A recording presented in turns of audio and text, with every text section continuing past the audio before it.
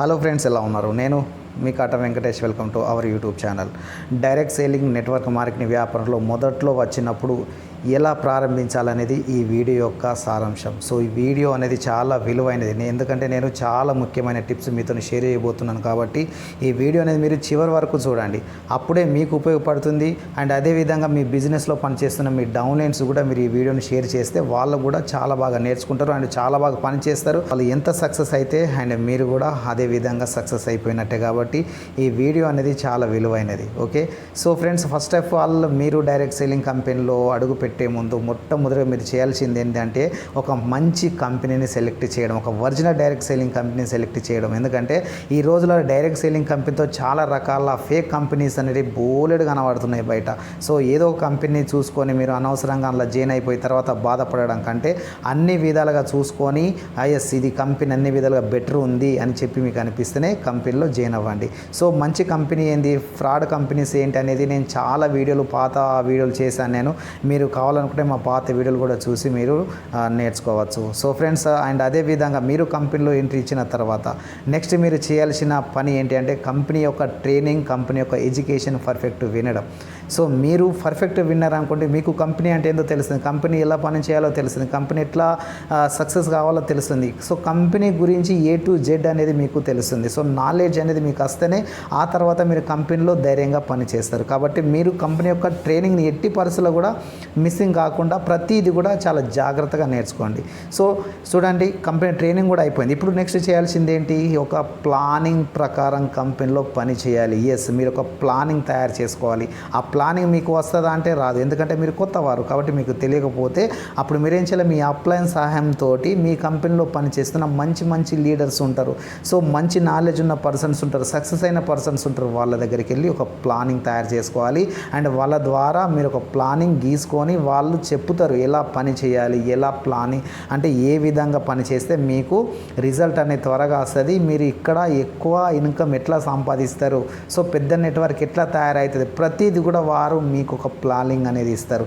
ఆ ప్లానింగ్ తీసుకొని ఎస్ అప్పుడు మీరు ఏం చేయాలి, అప్పుడు మీరు దాన్ని మంచిగా స్టడీ చేయాలి. దాన్ని మంచిగా స్టడీ చేయాలి. ఏదో విన్నరా వచ్చింది అలా కాదు, వాళ్ళు చెప్తారు. వాళ్ళు చెప్పిన దాన్ని బట్టి ఏ విధంగా పని చేస్తే మంచి రిజల్ట్ వస్తుంది అనేది మీరు పక్కగా దాని మీద స్టడీ చేసి అప్పుడు పని చేయడం ప్రారంభించాలి. సో ఇప్పుడు నెక్స్ట్ చేయాల్సింది ఏంటండి, నెక్స్ట్ చేయాల్సిన పని ఏంటంటే మేకింగ్ లిస్ట్ అనేది తయారు చేయాలి. ఎందుకంటే ఈ బిజినెస్ లిస్ట్ ఎందుకంటే మీరు ఒక పెద్ద నెట్వర్క్ తయారు చేయాలి అంటే ఖచ్చితంగా మీరు వెంటనే పెద్ద నెట్వర్క్ కాదు, బట్ ఒక ప్లానింగ్ ప్రకారం పని చేస్తే పెద్ద నెట్వర్క్ అనేది అవుతుంది. ఎంత పెద్ద నెట్వర్క్ అవుతుంది, ఎంత ఎక్కువ బిజినెస్ అనేది మీరు గ్రోత్ అవుతుంది, మీరు అంత తొందరగా మీకు ప్రమోషన్స్ అనేవి చేస్తా అంటే అండ్ అదేవిధంగా మీకు ఎక్కువ ఇన్కమ్ అనేది వస్తూ ఉంటుంది. అవన్నీ వస్తే మీ డ్రీమ్స్ అన్నీ నెరవేరుతాయి. కాబట్టి మీరు ఒక మేకింగ్ లిస్ట్ అనేది తయారు చేయాలి. మేకింగ్ లిస్ట్ అని తెలుసు కదా, ఇప్పుడు మీరు బయటికి ఎక్కడికన్నా కూరగాయలకి వెళ్తే 1 kg టమాటా కొన్నారనుకోండి, అక్కడ ఉన్న ఏది పడితే అది తీసుకుంటారా, అట్లా ఉండదు కదా. మీరు దాంట్లో సెలెక్ట్ చేసేటప్పుడు ఏం చేస్తారు, మంచి కాయల్ని సెలెక్ట్ చేసుకొని అప్పుడు 1 kg తీసుకొని బయటకు వస్తారు, అంతే కదా. సో ఇది కూడా అంతే.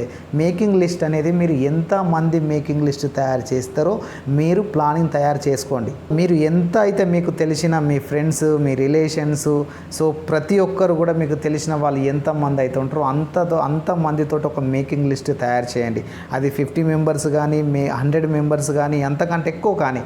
సో మీరు ఆ మేకింగ్ లిస్ట్ తయారు చేసిన తర్వాత అప్పుడు ఏం చేయాలి, నెక్స్ట్ మీరు how to approach and how to invite A guest అనేది మీరు దాని గురించి కూడా తెలుసుకోవాలి. సో కొంతమంది ఎట్లా అంటే అప్రోచ్ ఎట్లా చేస్తారు, కొందరు ఫిజికల్గా డైరెక్ట్ వెళ్ళి చెప్తా అంటారు, అది కొంతమంది ఫోన్ ద్వారా కూడా చెప్తారు. సో ఎలా చెప్పాలి, ఏ విధంగా చేయాలి అనేది కూడా మీరు దాని గురించి ఖచ్చితంగా పూర్తిగా తెలుసుకున్నాకనే మీరు అడగనేది వేయాలి. ఎలా అప్రోచ్ చేయాలి, ఎలా వాళ్ళని ఇన్వైట్ చేయాలి, ఎలా మాట్లాడాలనేది మీ అప్లయన్స్ దగ్గర వెళ్ళి వాళ్ళతో పాటు కూర్చొని వాళ్ళతో పాటు డిస్కస్ చేయండి. సో పర్ఫెక్ట్గా అప్రోచింగ్ అనేది కరెక్ట్గా చేస్తేనే, సో కరెక్ట్గా మీరు మీరు బిజినెస్ అప్రోచ్ అంటే ఏంటంటే మీరు చేసే బిజినెస్ ఏదైందో పర్ఫెక్ట్గా కరెక్ట్గా క్లారిటీగా వాళ్ళకు చెప్పడం, ఫస్ట్ ఇంట్రడక్షన్లోనే మంచిగా చెప్పడం.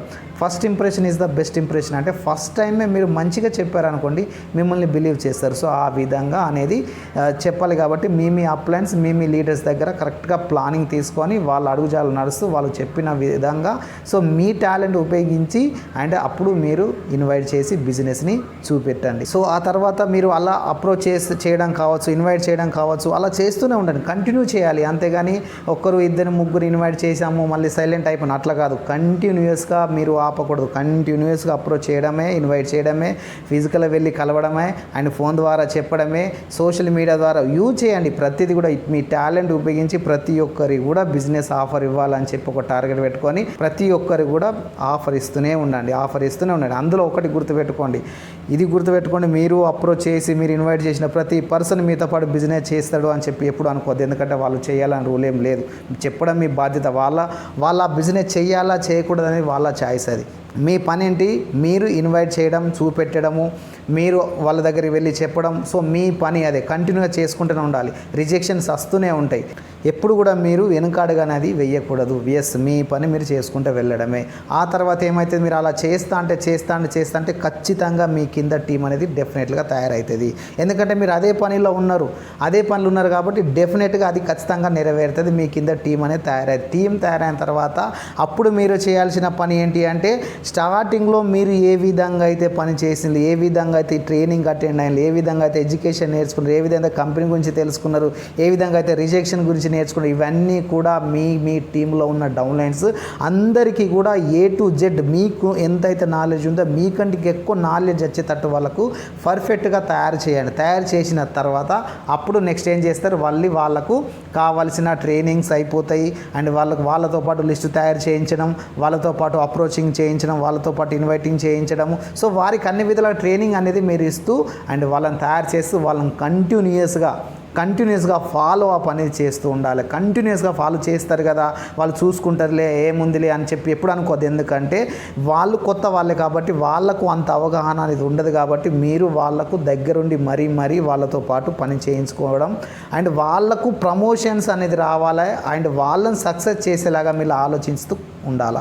ఇంకోటి చివరిగా మీరు చేయాల్సింది ఏంటంటే సపోర్టింగ్ అనేది చేయాలి. మీ కింద ఉన్న నెట్వర్క్ ప్రతి ఒక్కరి కూడా వాళ్ళకు బిజినెస్ పరంగా, ప్రమోషన్ పరంగా అండ్ వాళ్ళ సక్సెస్ కోసం సపోర్టింగ్ ఎనీ టైం ఉండాలి. మీ పైన వాళ్ళకు బిలీవ్ అనేది ఉండాలి. మా అప్లైన్ ఉన్నాడు, ఎనీ టైం మాకు సపోర్ట్గా ఉంటాడు అని చెప్పి మీ పైన నమ్మకం అనేది కలిగేలాగా మీరు వాళ్ళతో పాటు ఉండాలి అండ్ ఆ నమ్మకాన్ని కూడా నిలబెట్టుకోవాలి. మీ ప్రమోషన్ వచ్చిన తర్వాత వాళ్ళతో నాకేం అవసరం ఉంది, ఇచ్చేది వాళ్ళ పని వాళ్ళు చేసుకో ఎప్పుడు అనుకోవద్దు. వాళ్ళని సక్సెస్ చేయండి. వాళ్ళకు కూడా డ్రీమ్స్ ఏమవుతుంటాయో ఆ డ్రీమ్స్ నెరవేరేంత వరకు వాళ్ళతో పాటు మీరు కూడా పని చేసింది అనుకోండి, వాళ్ళ డ్రీమ్స్ నెరవేరుతాయి, మీ డ్రీమ్స్ కూడా నెరవేరుతాయి. సో ఫ్రెండ్స్, ఇలా కొన్ని ముఖ్యమైన టిప్స్ కొన్ని మాత్రం మీతో షేర్ చేశాను. ఇంకా చాలా ఉన్నాయి. సో భవిష్యత్తులో ఇలాంటి ఇంకా చాలా వీడియోస్ అనేవి నేను చేస్తూనే ఉంటాను. తప్పకుండా మన ఛానల్ మీరు ఇంకా సబ్స్క్రైబ్ చేసుకోకుంటే సబ్స్క్రైబ్ చేయండి. అండ్ ఫ్రెండ్స్, ఈ వీడియో మీకు నచ్చితే ఖచ్చితంగా ఒక లైక్ అయితే చేయండి. అండ్ ఈ వీడియో ఎవరికైనా ఉపయోగపడుతుంది అని చెప్పి మీకు అనిపిస్తే వెంటనే ఆలస్యం చేయకుండా వారికి వీడియో అనేది షేర్ చేయండి. తప్పకుండా మీరు ఏ కంపెనీలో ఉన్నా తప్పకుండా మంచిగా నేర్చుకొని జీవితంలో అత్యున్నత స్థాయికి వెళ్ళాలని మనస్ఫూర్తిగా కోరుకుంటూ నేను మీ కాటా వెంకటేష్. Thank you.